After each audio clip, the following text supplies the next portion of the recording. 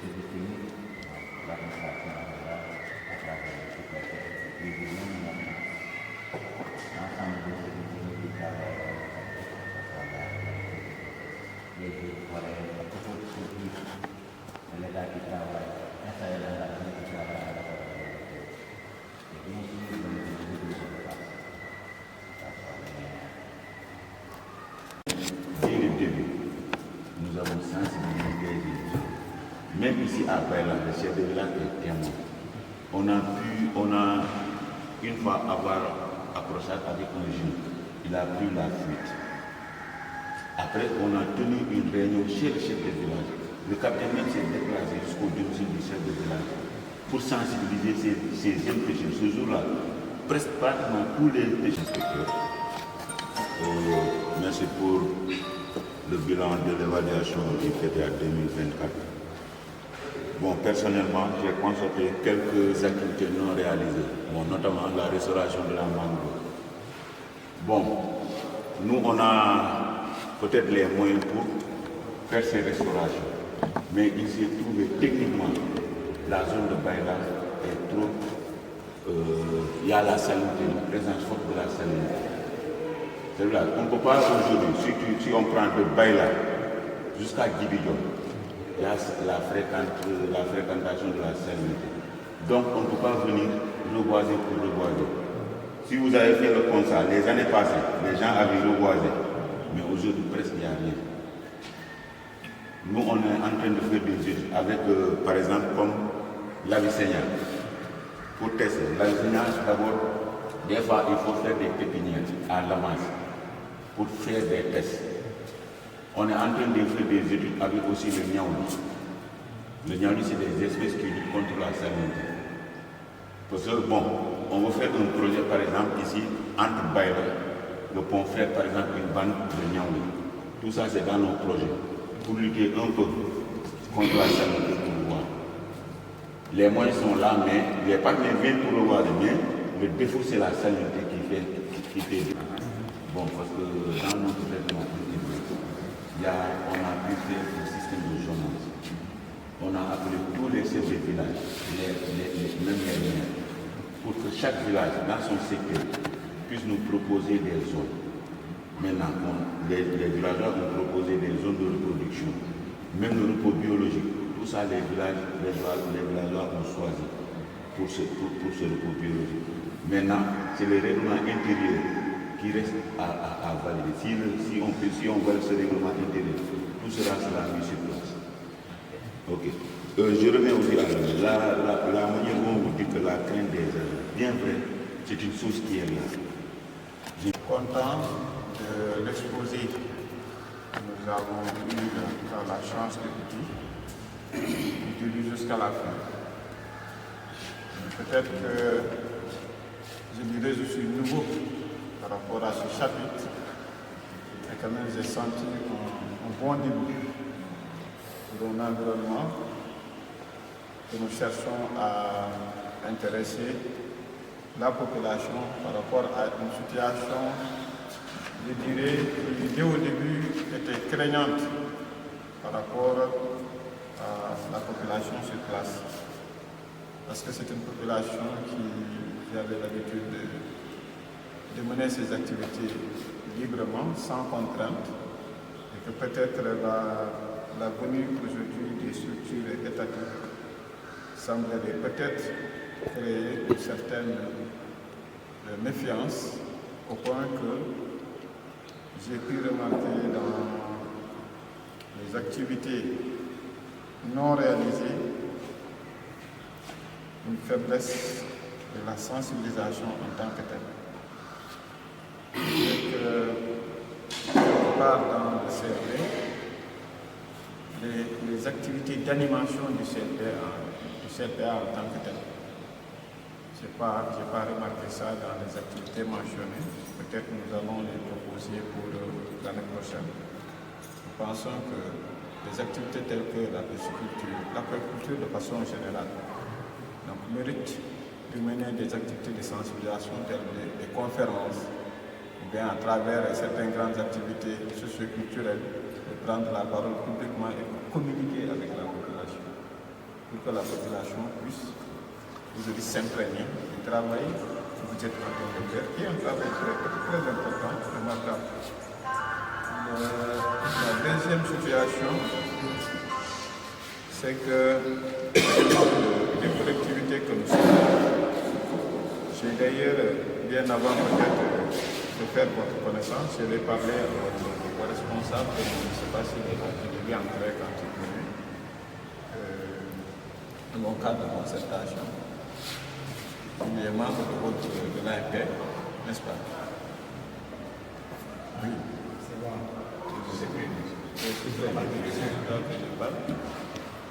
Nous avons, moi en tout cas, c'était mon jugement, constaté un manque de collaboration dans ce sens. De telle sorte que lui, en tant que président du cadre de concertation, il devait être votre premier avocat. Parce que c'est de lui que tout parle. Le maire ne fait qu'aboutir l'expression d'une réflexion communautaire. Et toute la réflexion demande du président du cadre de concertation qui se trouve dans la mairie.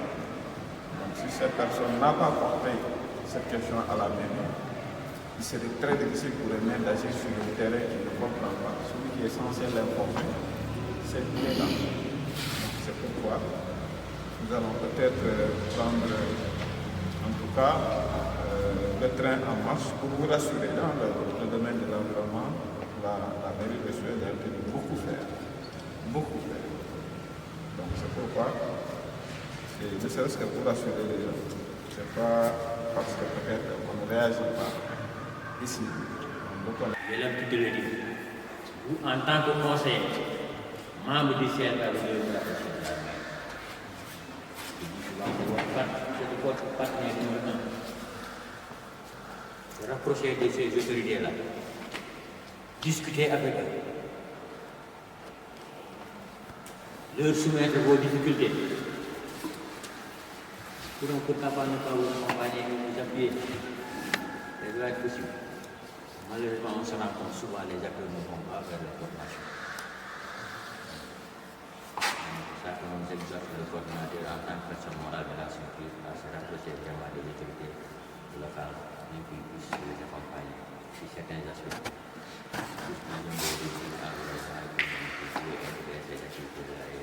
Bénéficier de certains actes.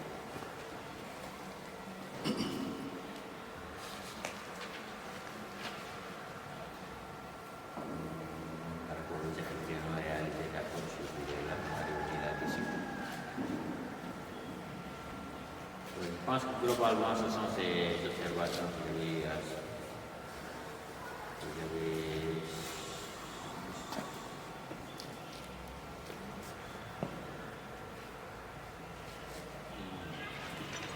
Je pense que c'est tout. Donc, comme je l'ai dit, le premier point concernait l'évaluation. Le travail a été fait au niveau du bureau exécutif. Et le bureau exécutif est venu aujourd'hui vous exposer ce qui a été fait, ce qui a été réalisé, les difficultés, et tout. C'est à l'ICC maintenant de se prononcer.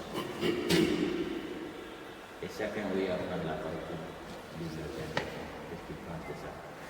Donc, pour le premier, je pense que c'était ça. Donc, vous avez tous constaté que notre CLPA n'a pas assez de moyens. Donc, il faut qu'on change de comportement. C'est au moins de mettre la main à la bouche pour faire fonctionner notre structure à travers les cartes membres du tabac, les permis de pêche, les cartes mariées. Et solliciter les partenaires. Ça, et l'autre aspect, j'ai oublié de le dire, c'est par rapport à, je pense que ça soit l'AMP, le sécurité, la main, l'acteur.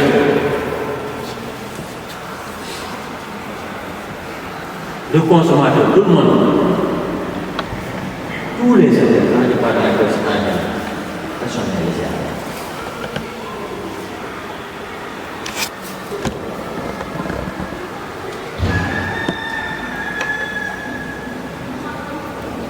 Méfiance bi baaxul si ñun ci kenn sax. À voir avec. Non, j'ai compris. Mais pas uniquement pour les petits. celui qui est élu en 4 mois. Français. Ouais. Bonjour tout le monde, moi c'est Rahim Sonko. Je suis d'abord membre du CLPA de Baïla et en même temps membre de l'ANP KBF. Donc je vais juste me prononcer par rapport à la rencontre qu'on a eue aujourd'hui avec monsieur l'inspecteur Ba du service de pêche nationale qui se trouve à Bignona actuellement et monsieur le maire Ablaye Koli de Baïla et monsieur le sergent Benoît Diatta qui a représenté monsieur le capitaine Sadio de l'ANP KBF. Donc c'est par rapport à la rencontre qu'on a eue aujourd'hui. La rencontre s'est portée sur 2 points. Le premier point, c'était par rapport à l'évaluation du PTA 2024. Donc on a eu à évaluer les activités qu'on a eu à faire pendant l'année, durant toute l'année 2024. Et je dirais que c'est un bilan positif, personnellement, parce que on a atteint le pourcentage vraiment des activités. C'est-à-dire on a eu à faire 50%, voire plus que ça, des activités qui ont été dans le programme de l'année 2020-2025. Donc, à la sortie de l'évaluation de ce bilan, on a eu à programmer vraiment, à présenter un PTA, un plan de travail de l'année 2025 qui nous permettra vraiment de rendre plus facile nos activités. C'est par rapport à la surveillance, à la régularité des pêcheurs surtout. C'est très important parce que nous sommes dans un CLPA où vraiment les pêcheurs ont peine à avoir des permis de pêche. La maille des filets cause problème. Tout au long du ballon, c'est un problème. Donc du coup, cette rencontre vraiment va jouer un rôle très important par rapport aux activités des pêcheurs et acteurs, vraiment. Donc je mention spéciale vraiment à l'ANP et surtout aux conservateurs, capitaine Sadio et son équipe, et au coordinateur Djemé, à monsieur le maire et aux différents chefs de village qui ont été présents ici à cette rencontre. Je dirais bien merci beaucoup à tout le monde. Merci beaucoup. Voilà. Donc maa ngi nuyu ñëpp di gërëm ñëpp di sant ñëpp. Voilà, d'abord di lay nuyu vraiment ci liggéey bu ngay def. Vraiment aujourd'hui nous n'avons pas vraiment les mots pour vous remercier parce que vraiment aujourd'hui il est en train de nous faire au moins vraiment une visite de l'information et qui dit information en même temps sensibilisation parce que ça nous permet aujourd'hui de pouvoir atteindre une masse que sûrement à nous seuls nous ne pouvions pas atteindre parce que les réseaux sociaux et les radios, les télés comme vous le dites, vraiment c'est un outil aussi de sensibilisation. Vraiment maa ñu ngi lay gërëm di lay sant bu baax a baax ci liggéey boobu. Maa ngi tudd nag Ansoumana Goudiaby ma dëkk fii Baïla ma nekk coordonnateur CLPA. CLPA c'est une organisation locale des pêcheurs. Waaw ma nekk tamit aussi ci ANP bi di liggéey ci mbiru géej bi donc ñun ci loolu la ñu yëngu organisation suñu organisation ci loolu la ñu yëngu te ñu am daje bu nga xam ne c'est pour évaluer le PTA d'abord de l'année 2024 parce que chaque année au niveau du CLPA le PTA c'est un plan de travail parce que si tu veux réussir il faut impérativement qu'il y ait un plan de travail moo lay guider mooy comme suñu guide bu ñu defoon daaw mooy bu 2024 moom lañ njëkkoon évaluer après ñu valider bu ñu war a def 2025 donc loolu ci liggéey boobu ci rencontre boobu la ñu dajete rencontre bi nag c'est pratiquement tous les membres du CLPA de Baïla Qui dit CLPA, c'est un ensemble de villages, parce que le CLPA de Baïla polarise 18 villages. Et le préfet, le sous-préfet, c'est le président du CLPA. Donc malheureusement, qui est empêché, il nous a appelé par rapport à un empêchement et nous avons organisé la réunion jusqu'à son terme. Voilà. C'est bon. C'est Abdoulaye Koli, deuxième adjoint au maire de Suel. Nous voilà aujourd'hui à Baïla pour une rencontre organisée par l'instance de coordination et de conseil et du conseil local de pêche artisanale de Baïla. Je suis venu représenter mon maire, Dr Oumfali Badji, maire de la commune de Suel. Donc, à travers cette rencontre, nous avons eu à travailler d'abord sur l'évaluation du plan de travail de 2024 et le deuxième point portait donc sur l'élaboration du plan de travail de l'année 2025. Donc sur ces deux questions, il faut féliciter le sous-préfet et l'ensemble aujourd'hui des acteurs tels que l'instance de coordination, comme je l'ai cité tout à l'heure, et de conseil, mais aussi l'AMP qui s'est basée ici à Baïla et qui polarise une grande zone. Nous avons aujourd'hui ensemble parcouru ce qui a été fait l'année passée et nous avons jugé le travail satisfaisant.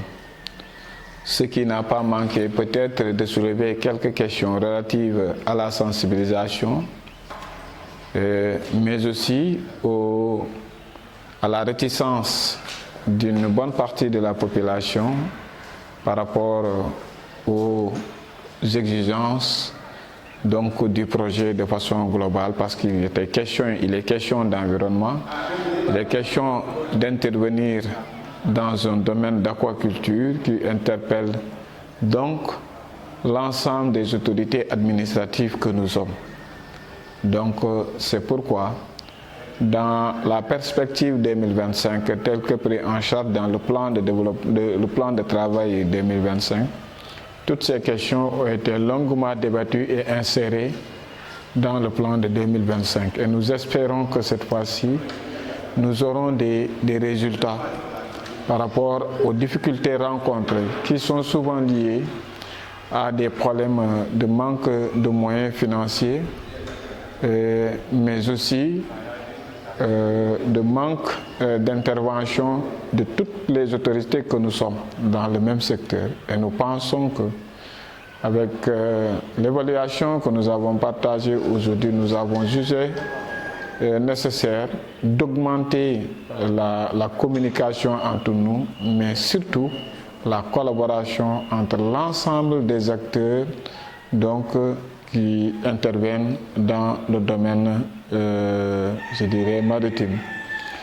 Parce que vous n'êtes pas sans savoir que la population à la base, aujourd'hui, est restée souvent méfiante par rapport à nos forces de l'ordre et de sécurité de façon générale. C'est ce qui explique aujourd'hui cette politique de la sécurité collaborative. Et nous espérons mener bien cette politique pour qu'ensemble, avec la population, que les deux, chacun puisse comprendre que l'un est là pour l'autre.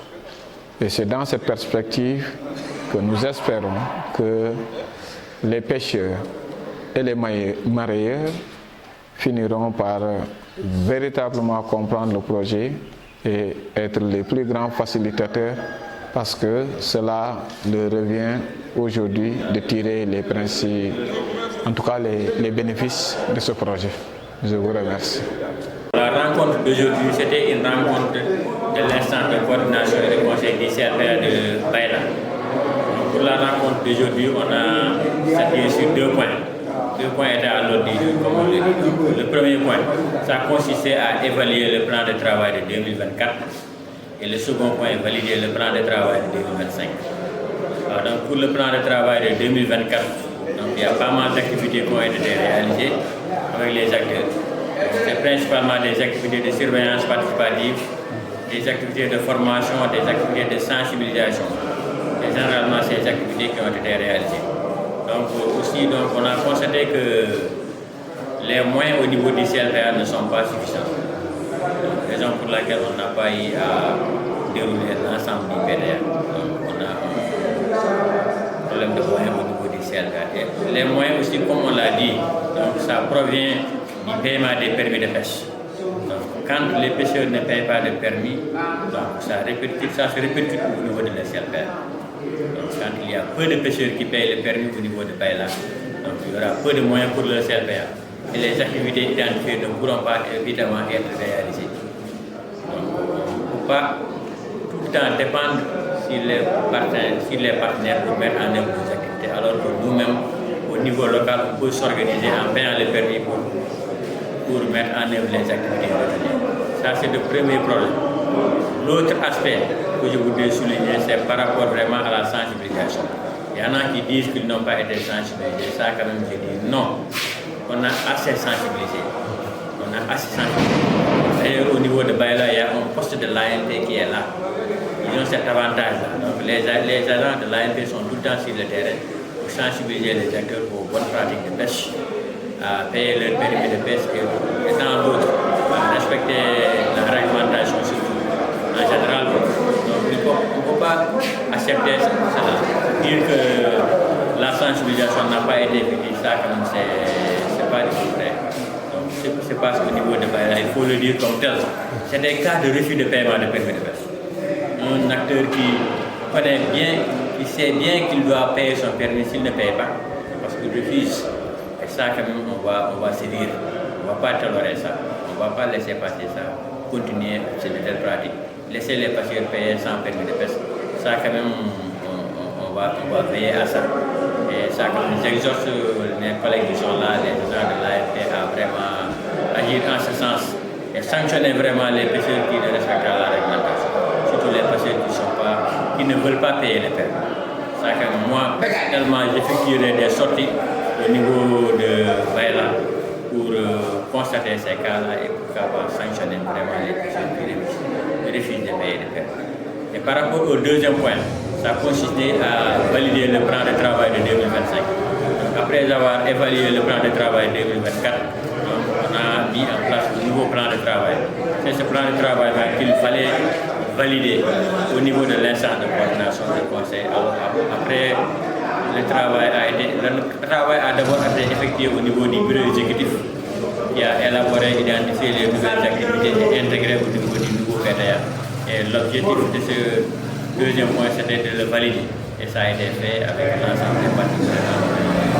Et nous félicitons l'ensemble des acteurs vraiment pour leur présence et de leur demander encore de redoubler d'efforts, d'être très vigilants et de payer le permis. Et cartes mareyeurs aussi, donc on exhorte les mareyeurs à payer leur carte mareyeur afin de permettre aux CLPA de disposer de moyens. Ce sont ces mots que je voudrais prononcer à l'endroit des acteurs. Et merci beaucoup. Nous félicitons tout le monde. Merci encore une fois à la presse locale, plus précisément à Baïla. Merci à tout le monde. Merci beaucoup.